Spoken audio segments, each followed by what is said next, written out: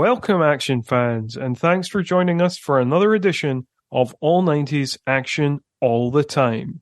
I'm your host, Scott Murphy, and this month we're doing something a little bit different. As instead of our normal movie review podcast that we do, I have an interview with a very special guest, the author of Wild and Crazy Guys and Empire editor Nick De Semlyen, talking about his brand new book, The Last Action Heroes, which chronicles the highs, lows, feuds, and everything in between in the careers of some of the 80s and 90s biggest action stars. In the interview, I talked to Nick about the initial inspiration for the book, some of the most fun behind-the-scenes stories he uncovered during his research, and most importantly, I get his take on what was the best action decade, 80s or 90s. You'll have to tune in to the very end of the interview to see what he thinks about that. All of that and much, much more you can hear right now in my interview with Nick. Hi, Nick. Welcome to All 90s Action All the Time. Thank you for having me on. It's no problem at all. It's my pleasure to have you on to talk about your brand new book, The Last Action Heroes, which covers some of the biggest action heroes of the 80s and 90s. Before we dive into the book, where did your love of action movies first stem from?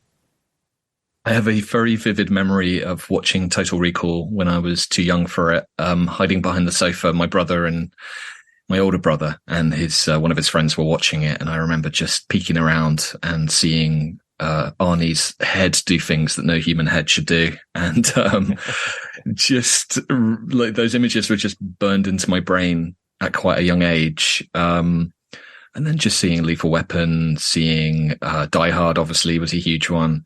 There was a videotape of Aliens that used to do the rounds at my school that we would just watch obsessively over and over again.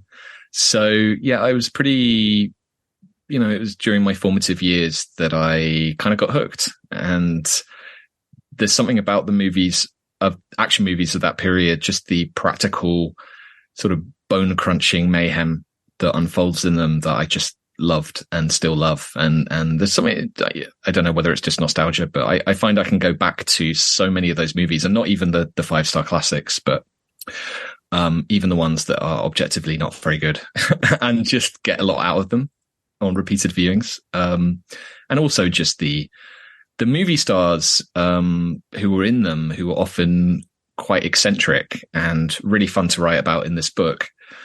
But yeah, I just think there's something kind of safe and controlled about Hollywood these days, and that wasn't the case in the 80s and 90s. Definitely not in the action movie, where they just gave these lunatics a lot of money and they would go off and blow stuff up and record what happened. So yeah, they really endure, I think. I would certainly agree with that.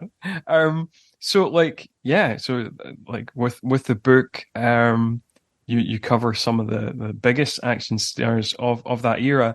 I was kind of wondering, you've picked 8 action stars. Why did you specifically pick those ones? And was it always going to be those ones? Because, some people might be surprised that technically bigger stars like Harrison Ford, Mel Gibson, Kurt Russell are not in the book, whereas people like Chuck Norris and Dolph Lundgren who are slightly more they were big stars at the time as well, but like smaller than some of the names I've just mentioned, they are in the book. So what was that thought process? Yeah, it was really just I tried to keep it to the actors, the stars who specialized in action and kind of devoted their lives to action, really. So while Harrison Ford and Mel Gibson did do action movies, really iconic action movies, they also did drama. And to be honest, they probably did more drama than they did action during that period. And, Harrison Ford would go off and do a Mosquito Coast, or he would do A Witness, although that's actually a decent action movie itself. But, there was something about these 8 guys who just completely devoted themselves to the cause and transformed their bodies in most of the cases. And a lot of them came out of martial arts. You know, Chuck Norris was a karate master before he started acting. Jackie Chan was, went to the Chinese School of Opera, and he was incredibly talented and kind of athletic and acrobatic before he started making movies. So most of these guys, Arnold obviously coming out of the weightlifting scene as well. So there was something about these 8 people who just threw themselves into action and almost exclusively made action. A few of them crossed over. Stallone, I think, wanted to do more drama than action, but I think he kind of kept getting pulled back to it. But yeah, there's never going to be a selection of 8 that I think would have pleased everyone. And I had that with my first book, Wild and Crazy Guys, as well, which was about the comedians of that era. And, I've had people say, why was Robin Williams not in there? Why was Charles Grodin not in there? But, you've got to kind of draw the line. So I do have my own internal logic for who I pick, but especially with these guys, there was something really lovely as well about the way that they crossed paths and interacted. And, Chuck Norris being responsible for Jean-Claude Van Damme making it in Hollywood, getting his big break, and Stallone kind of introducing Jackie Chan to Hollywood and helping him in the early 90s. So there were all these really interesting ways in which they interacted and sometimes helped each other and sometimes antagonized each other. But yeah, you could definitely, Sigourney Weaver made one of the 80s most iconic action films, but didn't devote herself to action. So she was another one who didn't quite fit in. Mm-hmm. Mm-hmm. And when did the idea of the book first come around? What first inspired you to be like, yes, my next book is going to be action stars? I think it just came out organically out of the work that I have done for Empire. And I've been at Empire almost 20 years now. And during that period, I've just gotten these amazing experiences involving a lot of these guys. I got to go to China and spend 2 days in Shanghai with Jackie Chan. That was completely bananas. And, do a really interesting sit-down interview with him where he talked about his career in a way that he doesn't do very often. I got to go to Austin, Texas and hang out with Chuck Norris for a weekend. And still the only person I've ever interviewed who's asked to pray before we started talking. And just had a really surreal experience going to this martial arts tournament where he was kind of the guest of honor. And I kind of drove in his car with him to the stadium and then sat with him and his family. And that was like a really crazy experience. And then, talking to Dolph Lundgren a few times, having a really long phone call with Steven Seagal and another one with Van Damme, and then crossing paths with Arnold quite a few times as well, and going on set of one of his films. And so all of these experiences just kind of added up. And I thought, well, I'm sitting on quite a wealth of access, and then also having connections, having interviewed people like John McTiernan, whose ranch I got to go to shortly after he came out of prison. Actually, he was under house arrest, but I got to go out to Wyoming and sort of spend some time with him and Paul Verhoeven and Rennie Harlin. So I just felt like I was in quite a good position to write this book. And I just find it an endlessly fascinating. I mean, obviously, I imagine you do as well with the name of your podcast, but it's just an endlessly fascinating period and endlessly fascinating people. So yeah, it just felt like a no-brainer that this was something I wanted to write, and it was really entertaining to put it together. Yeah. I was, it sounds like really surreal, some of those experiences. I can only imagine. You said you had a really long phone conversation with Steven Seagal. I could only imagine. How was that? Like, because of all the planet-sized egos in the book, of all these action stars, Seagal manages pretty much to top them all, which probably, if he's got the biggest ego of any action star, we probably put him high on the list of biggest ego in the history of the world. Yeah, it was actually quite terrifying. It was it was an intimidating thing, actually, and made more so by the fact that I got my time zones wrong. This hasn't happened very often, but it happened for this interview. I thought he was going to be calling me later in the day. I suddenly got a phone call, and I was in the Empire office, and my phone rings, and I pick it up, and I'm like, hello? And it goes, hi, it's Steven Seagal. And you're like, oh shit, I've got an hour with Steven Seagal. And I hadn't really started properly doing my questions. So I remember like calling up his IMDb page on my computer in a frantic rush and just looking at his titles, and all of his movie titles like 3 words, and they're all really interchangeable. And I was kind of like, God, I should have prepped a lot more for this. But yeah, it was an interesting conversation. He, as you allude to, has quite an ego. I think one of the questions I asked was, do you do your own stunts, or to what extent do you do your own stunts? And he said something like, I can do whatever any human can do. I can do. So he's an interesting guy. And he told me quite a crazy story about when he lived in Japan and he was in a dojo, and a white dog warned him that his dojo was on fire. And then he left the dojo and it burned down. And so there's all these kind of strange stories that you don't know quite how much truth there is to them. But that was definitely one of the more interesting interviews I did that in this kind of realm of action people. Yeah, like I think a lot of his stories should be probably taken with a pinch of salt, because he's always, because throughout his career, he's always told stories about like working with the CIA or fighting the Yakuza or whatever. And yeah, okay. Yeah, well, apparently Above the Law is a factual account of his early life. But it was interesting doing the book, talking to people he's worked with and getting their version and his version. And it's often like Rashomon. For example, on Under Siege, he told me that he basically came up with the Tommy Lee Jones character, and he basically wrote all that dialogue and made him, I can't remember his exact words, but made him an interesting character. And then I spoke to J.F. Lowton, the Under Siege screenwriter for the book, and that wasn't how he remembered it.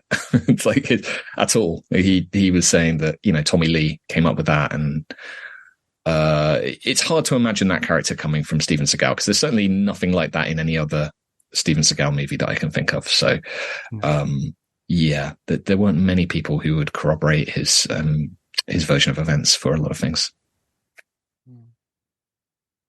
Absolutely. And, obviously, Steven Seagal is, as well as having a planet-sized ego, a controversial character. It's had many controversies.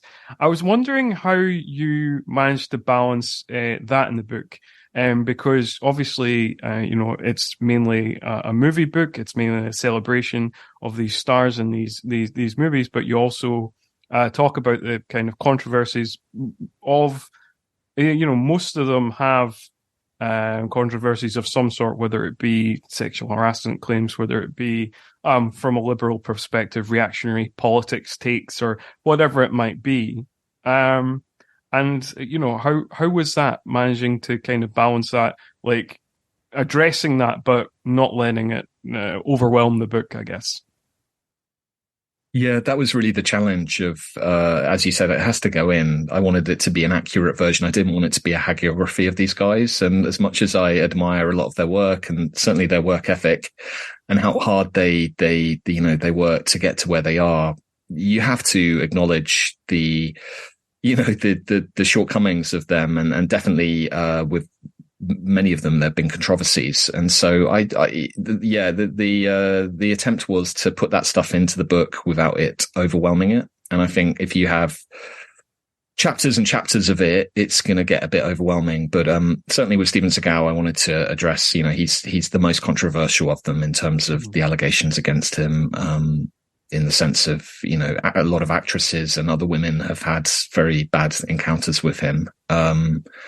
And I'm sure that's a big part of his career decline. But, they've all had controversies to some degree, I would say. Maybe not Jackie Chan so much, maybe not Chuck Norris so much, but that stuff was definitely part of the story. So I tried to weave it in without it becoming something that would take over the whole book. And I tried to focus on things that happened within the timeline of the book. The book ends in 93, 94. That's when I chose to kind of close it out. That you could have carried on. I could have gone right to the end of the 90s or even beyond, but I don't know. There felt like something right about that time to stop. So anything that happened after that, I didn't really get into, maybe touched on in the epilogue. But yeah, I thought it was definitely important to acknowledge that stuff had happened. Yeah. And that's interesting about like that cutoff of like 93, 94. Why did you pick that? Is that because that you feel that that's when the kind of proper sea change happened in terms of, what you talk about at the end of the book with Last Action Hero kind of failing and Jurassic Park kind of pointing the direction of where blockbusters are going, where spectacle kind of overcomes the stars, it's yeah. Yeah, that was definitely part of it. Partly because I wanted to end the Steven Seagal strand with him being thrown out of a plane like crashing to his death in executive decision. Sure. That felt like the right place to end Steven Seagal's story. And it's kind of a bit symbolic because, he's kind of being thrown out of Hollywood as well as a plane at that point. They put up with a lot.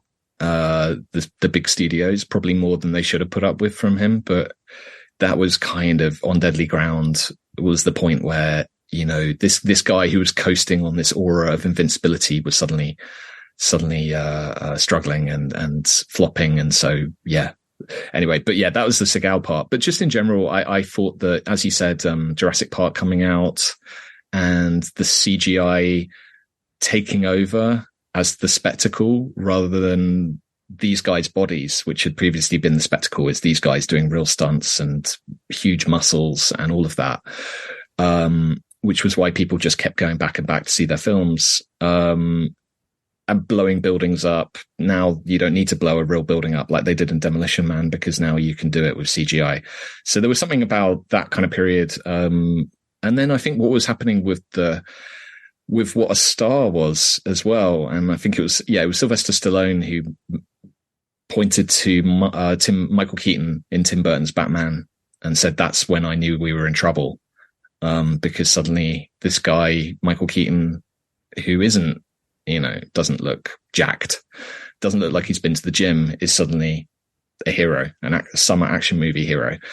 And so all those things were changing. These white guys were getting older as well. And even though lots of them carried on later into the 90s and beyond and even made really good films, some of them, not that many, but, some of them made good films after the early 90s. Things did change. And I think that was what I identified as the end of that golden age. So yeah, that's why I wanted to stop there. I just thought once you've got to Demolition Man and Last Action Hero, both of which are like kind of meta deconstructions of the action movie, that felt like the right place to draw things to a close with that kind of Arnold and Sly kind of doing their own deconstruction of what they'd been doing for the last couple of decades before that. I was wondering, of the kind of 8 stars that you focus on, do you have a personal favorite, both to write about and as a movie watcher? There may be different ones. I've got to say, Steven Seagal. I'm talking about him a lot. I'm not a huge fan of him on the screen or his films. Even though some of the action is really good, I find him just quite in light of everything that's come out about him, he's quite a toxic human being. And so it's not hugely enjoyable for me to watch him, but I got to say it was really fun to write about him. It just felt like you've got this gift of a villain who kind of comes in, and I wasn't doing a deliberate, I'm going to get bad stuff on Steven Seagal. Genuinely, everyone I talked to, I was trying to, get stories about him being a good human being, but there doesn't seem to be a lot of that out there. Apart from Pam Grier, who, was in hospital with cancer in the early 90s, and Steven Seagal was apparently one of the few people who went and visited her. But no, he was definitely a fun one to write about. But they all kind of were in different ways. I thought that's what kind of made writing the book fun, was all these different personalities, and they're all very, very different. Arnold is almost like you're writing about a cartoon character because he's so pumped up and larger than life off screen as well as on. And then you've got Sylvester Stallone, who is kind of the opposite. He's actually quite sensitive. He's artistic. He's into painting. He's into poetry. He's reading books. He's trying to get away from action. And so they were a really interesting kind of contrast, those two. And Stallone was really fascinating to research and find out more and more about.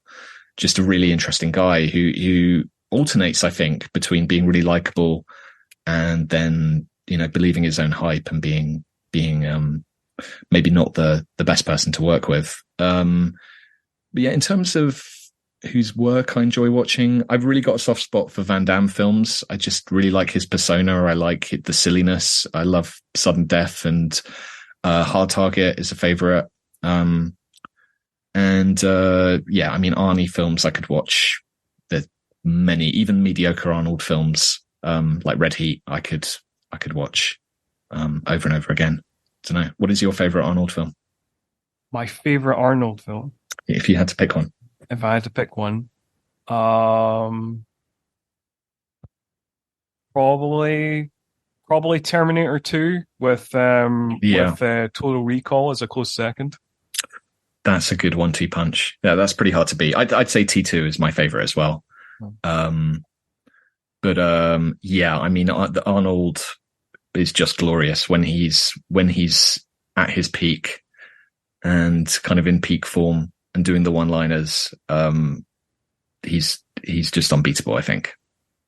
Yeah, I would agree. I think I mean, I like many of the people in the book, obviously, but I think like Arnold and Jackie Chan were probably my favorites growing up, and all the ones covered. Jackie definitely. Yeah, I went to the Prince Charles Cinema in London and watched Police Story 1 to 3 back to back a few months back, and it was one of the best nights I've had for a long time. I mean, it's just and the arc of him in the book is that he is trying to get into Hollywood, but he's already made it in China at the start. But he wanted to kind of conquer the whole world. I mean, just the one thing that unifies all these guys is just their ambition, that they would not put up with being a giant success. It's like they have to be better than everyone else. And so you get these amazing jewels of ego. I wouldn't say Jackie is the most egomaniacal of them, but he's just so determined to succeed that it's kind of unbelievable.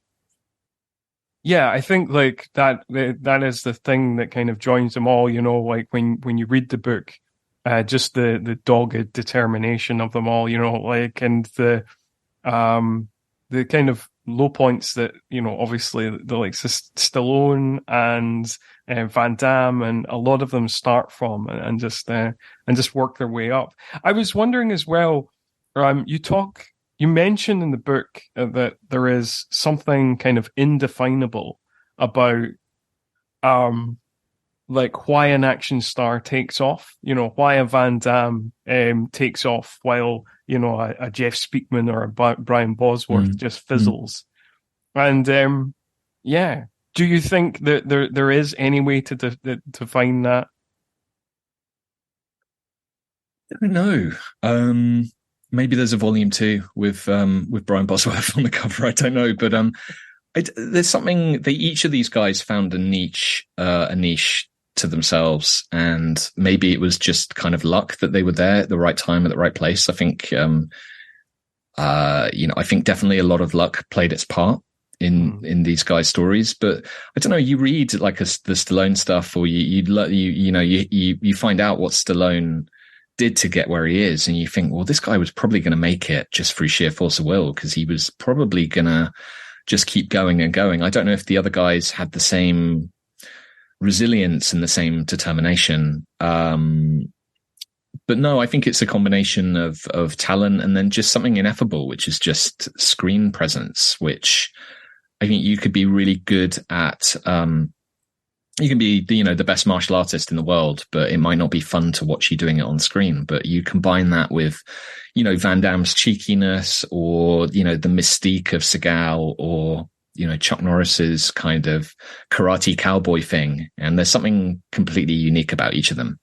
And then Arnold, obviously, you know, there is no human being who has ever been like Arnold Schwarzenegger. And so he comes along and he's so larger than life. It's like, he just stands out in any room. Even if you didn't know who he was, you'd be looking at him probably. So, yeah, I don't know why those other guys didn't. But I think, yeah, each of these guys were doing something unique and different, and kind of reshaping the action genre in their image almost. And people were building films around them.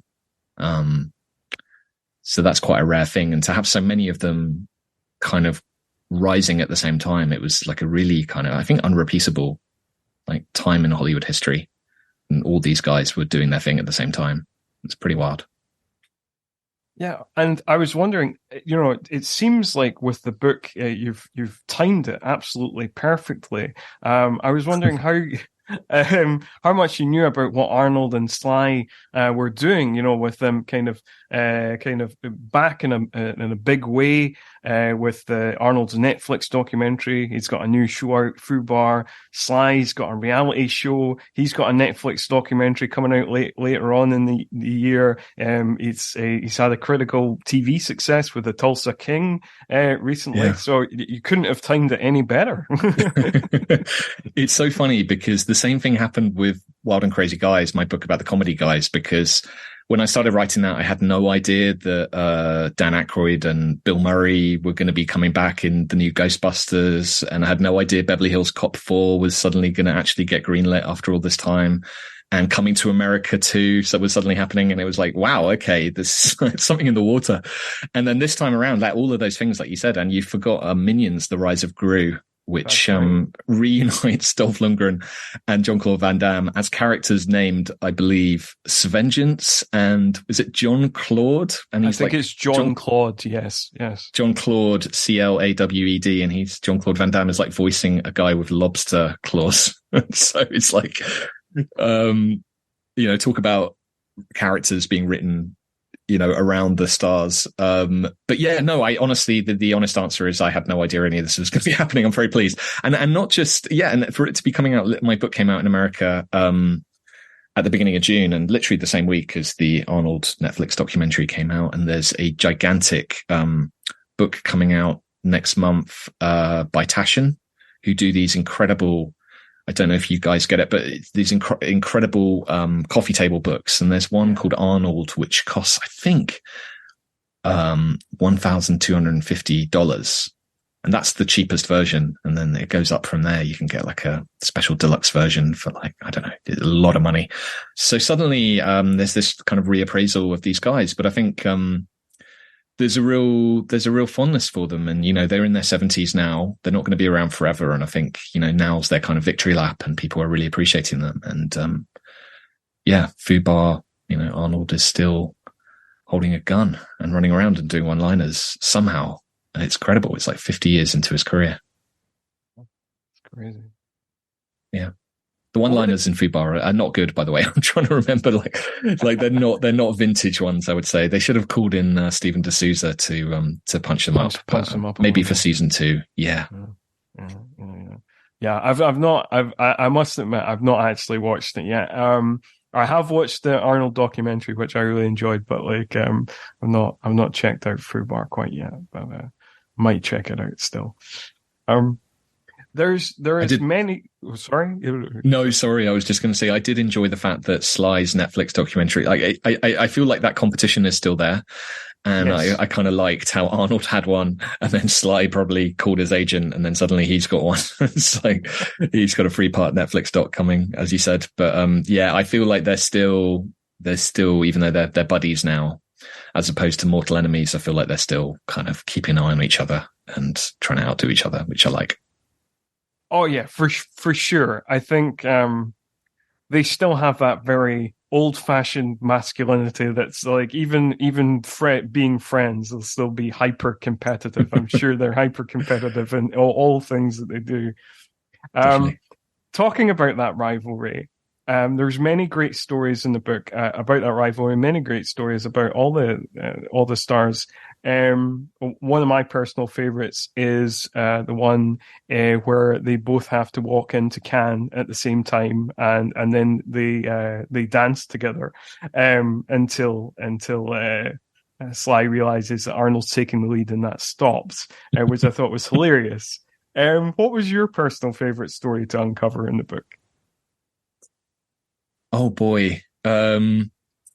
Yeah, there's a lot. I mean, it was a real joy just talking to so many people who were, involved in that period. And the really nice thing about writing a book about, 40 years ago or 30 years ago and doing those interviews is that, these guys who were there are now kind of, retired, and they've got no reason not to tell the real story of events. So it was really funny, going and reading articles from like the set of whatever the film was, and you get the version, the sanctioned, cleaned, sanitized version before the film came out. And then you talk to the director, 30 years on, and they tell you the real reality behind it.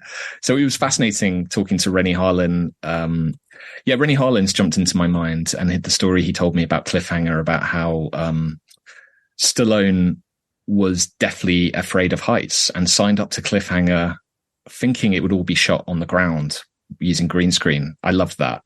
And actually arrived on the set, and then Rennie Harlin had to break it to him they were going to be shooting up the mountain, and then Rennie Harlin having to trick him into going up on the mountain, saying it was a recce.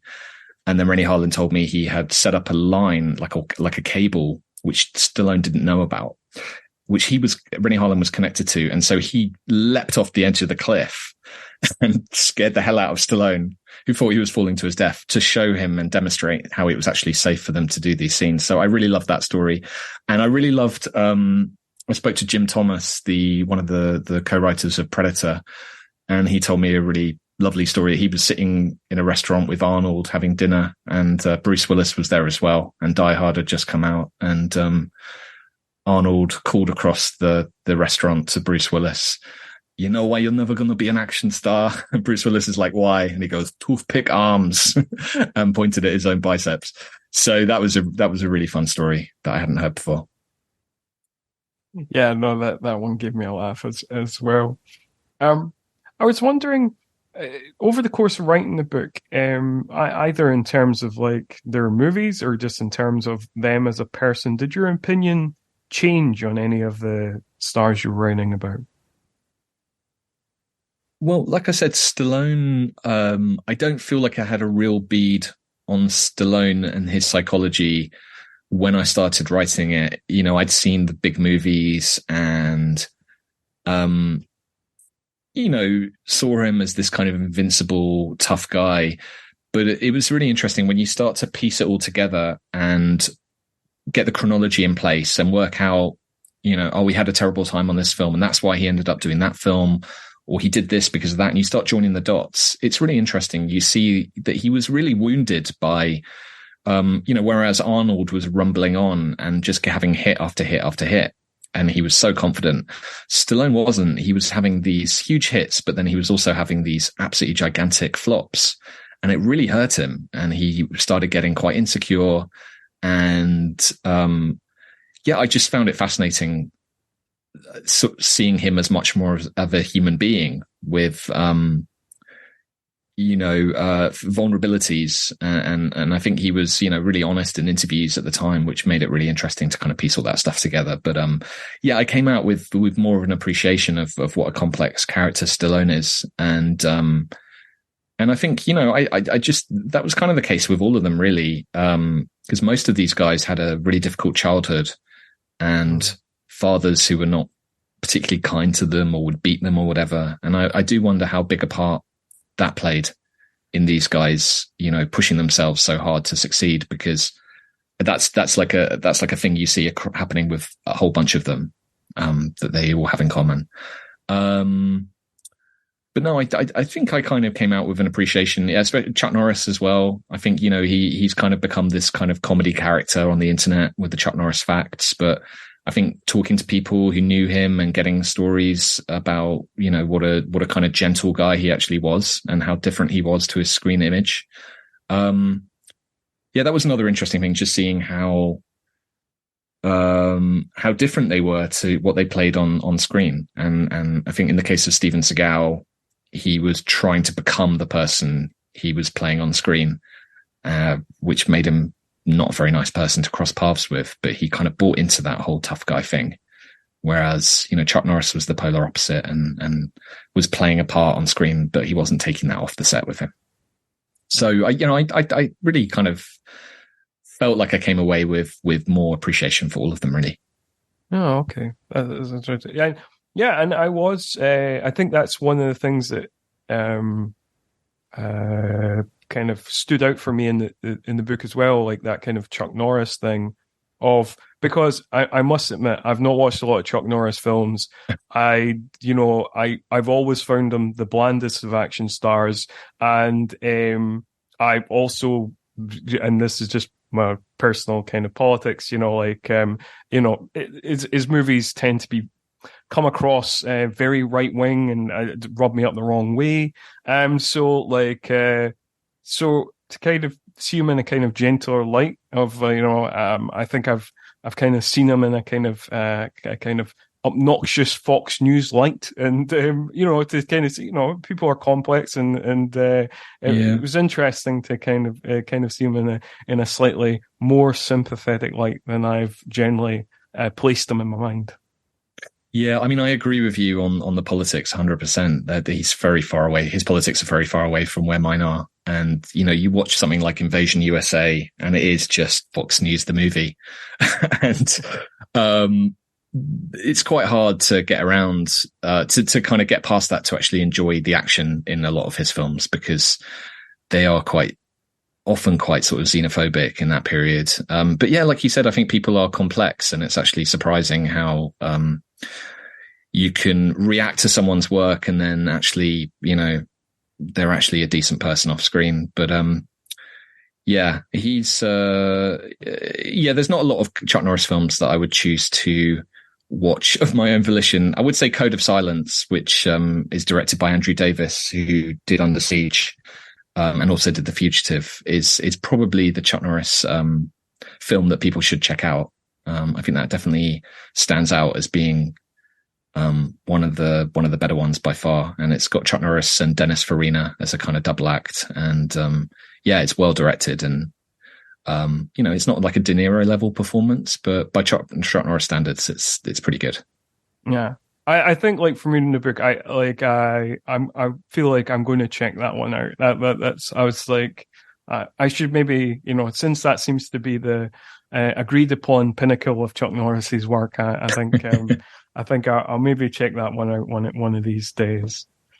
Avoid the one where he fights a demon, or the one where he teams up with a dog.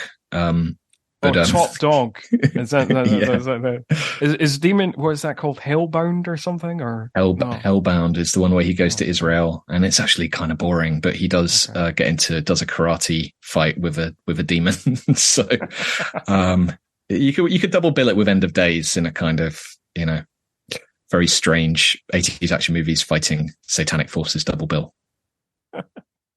If that's how you choose to live your life. I wouldn't recommend it. I'm not recommending it. Okay. I want to distance myself from that double bill, actually. Yeah, I mean, I guess, I wonder if there's more movies in that subcategory, because I think there's a Dolph Lundgren movie. It's called The Minion or something, that he fights a demon or something like that, I think. I'm going to start a letterbox. I'm going to start a letterbox list straight after this. 80s action stars fighting demons. Now, just because you're on this podcast, you don't have to answer the direction of this podcast.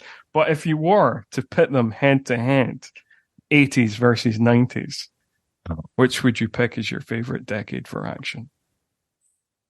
I feel like I don't want to cause an incident. For me, I'll preface this by saying there are a lot of 90s action movies I love. There really are. Sure.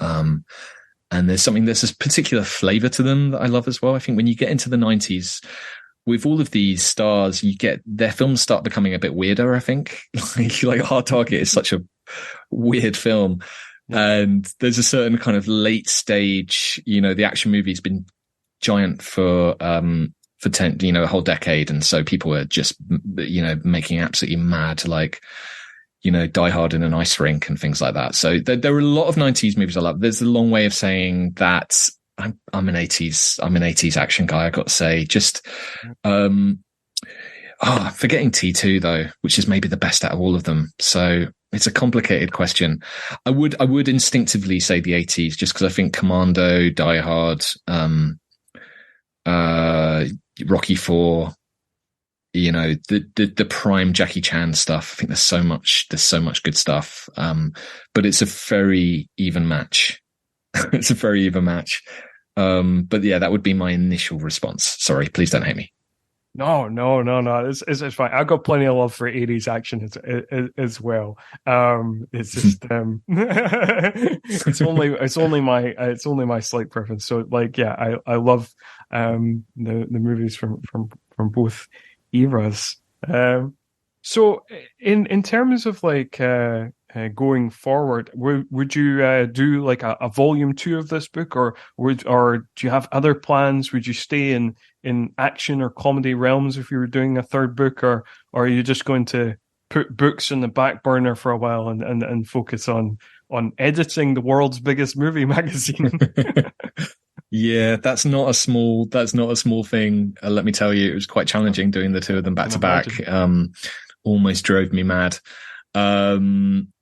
Yeah, I haven't got plans for a third book, I'll be honest, at the moment. But then I didn't really have the idea to do Last Action Heroes until after Wild and Crazy Guys was published. So I don't know. I'm noodling about in the back of my mind. It's quite a painful process putting one together, as you might imagine, especially one that kind of covers such a big terrain. So it was quite painful and hard work, but it was really fun. And it's just kind of nice to have it out there now and people talking about these movies and kind of helping that conversation. And I think there's something really kind of glorious and enjoyable about going back to this period. And like I said at the beginning, these films just endure, which I guess is why you're doing your podcast. They're just so much fun to talk about. They've still got their potency. So I don't know. I don't know if there's another book about action. I kind of feel like I said what I wanted to say about these guys in this one, but yeah, like I said, maybe the Brian Bosworth, book is coming. Who knows? Who knows? I'll mull that one over.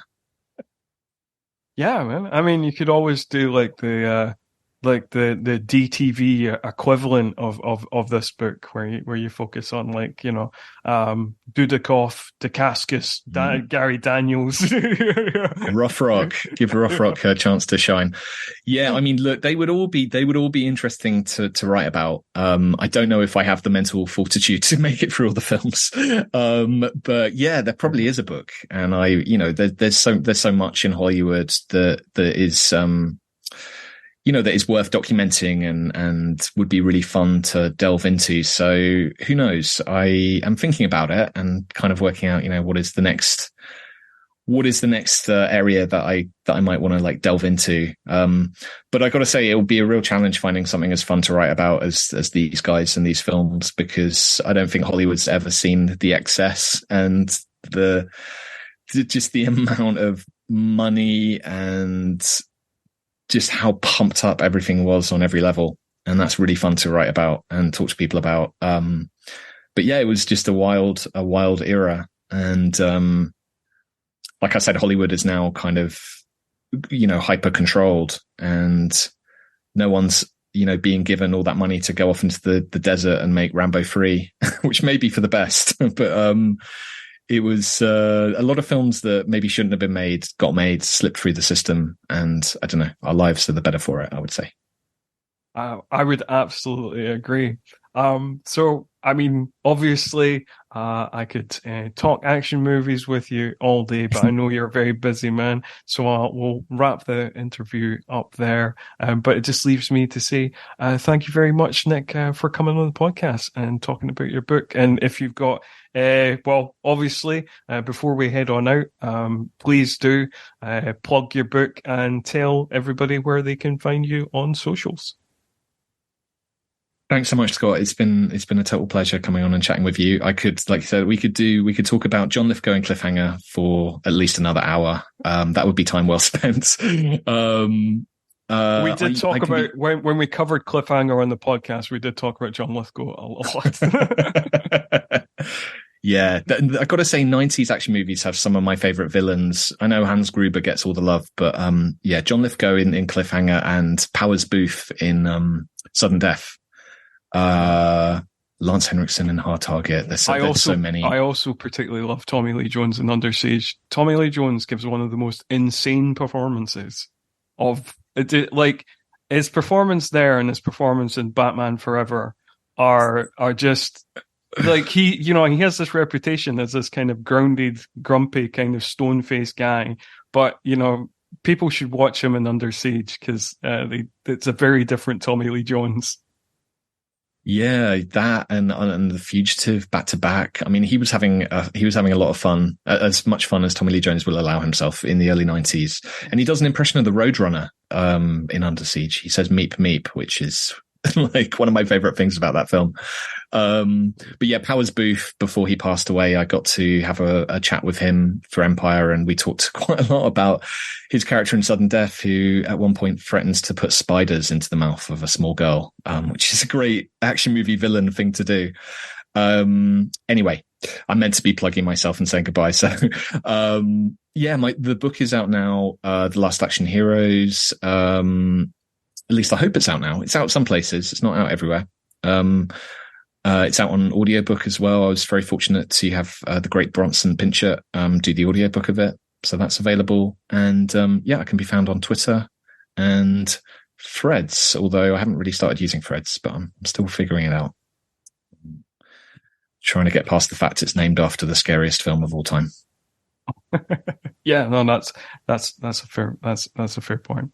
Well, thanks again for coming on the show. And if you do any further work in action, I'll be happy to have you back.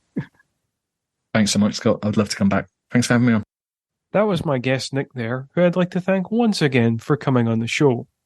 Also, I would highly recommend you pick up his book, The Last Action Heroes, which is out now wherever you buy books in the US, Australia, and here in New Zealand.